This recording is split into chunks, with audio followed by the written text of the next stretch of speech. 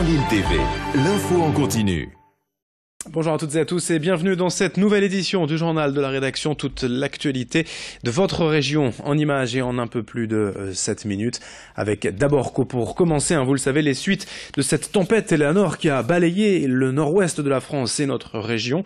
Mercredi, des vents à plus de 130-140 km/h jusqu'à l'intérieur des terres. Et au premier rang, en des dégâts, l'église de Marchienne. Une partie de la toiture s'est envolée mercredi matin vers 4 heures lors d'une rafale. Les éléments de tuiles, de bois et de zinc sont retombés par terre sur 2 voitures stationnées sur place. Heureusement, vu l'heure matinale, aucun blessé à déplorer, mais des dégâts importants pour la commune. Le maire de Marchienne va devoir faire des travaux en urgence. Les travaux vont venir s'ajouter à ceux de la restructuration déjà prévue de la toiture de la nef, estimée à plus d'1,5 million d'euros. On écoute le maire de Marchienne tout à l'heure dans notre prochaine édition. Dans ce journal, d'abord ces images de l'émouvante marche blanche à Boulogne après la mort de Florentin Butel, ce jeune homme de 17 ans, mort renversé par une voiture le week-end dernier rue de l'Aiglon, entre Tarlinquetin et le chemin vert. Florentin a été percuté par une voiture alors qu'il rentrait de boîte de nuit avec des amis. Hier donc, ce mercredi précisément, près de 150 personnes, autant de proches, d'amis et d'anonymes, se sont d'abord réunis sur le parking d'un supermarché, proche des lieux de l'accident, avant d'entamer la marche et de se réunir à l'endroit où Florentin et ses amis ont été renversés pour y déposer quelques messages, des fleurs, des ballons.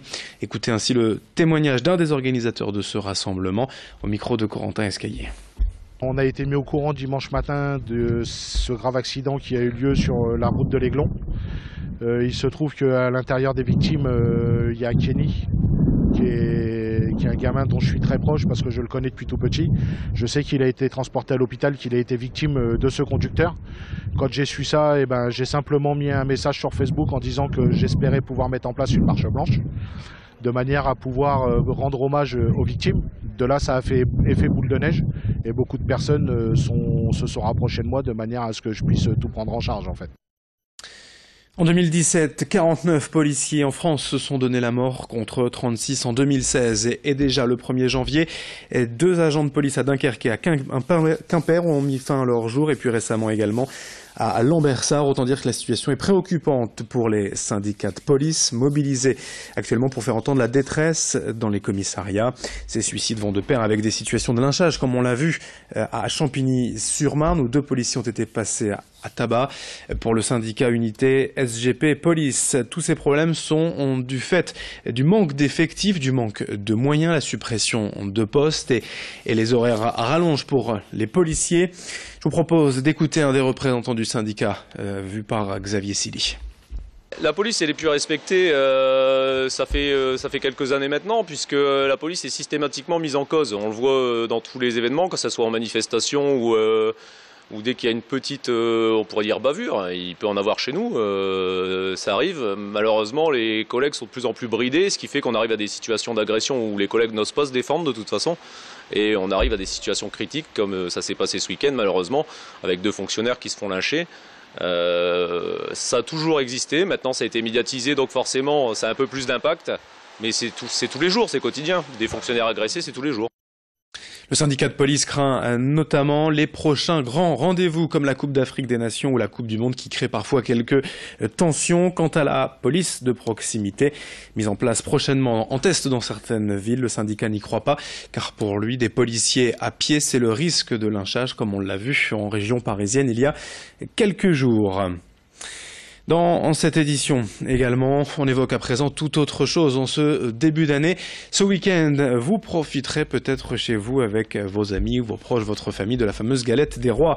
Pour les gourmands mais aussi les joueurs, la boulangerie du château à Comines fait preuve chaque année d'originalité. Il y a eu l'idée cette fois de faire de chaque fève une pièce d'un puzzle à reconstituer, mais pas avec n'importe quelle image. La boulangère Virginie de Greff a pris en photo l'un des vitraux de l'église Saint-Chrysole de Comines et l'a divisé en 6 parties pour créer son puzzle.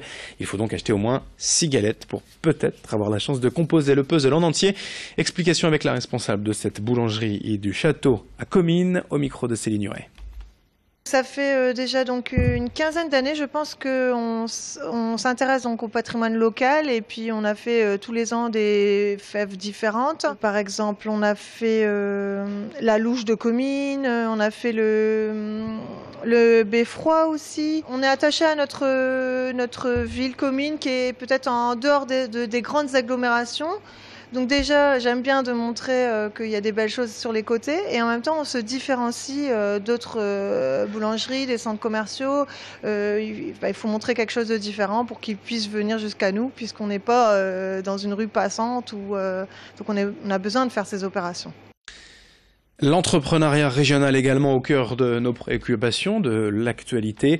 On découvre Gonzague, petit nordiste de 29 ans qui vient de lancer sa marque de lunettes, Lance Glace, made in France et à prix abordable. Il a eu cette idée lorsqu'il vivait à Bruxelles. Il est designer de lunettes depuis 15 ans. Il vit certes dans le Jura, mais depuis 15 ans travaille en tant que designer indépendant avec des usines pour des marques de lunettes de luxe. Gonzague, donc nordiste.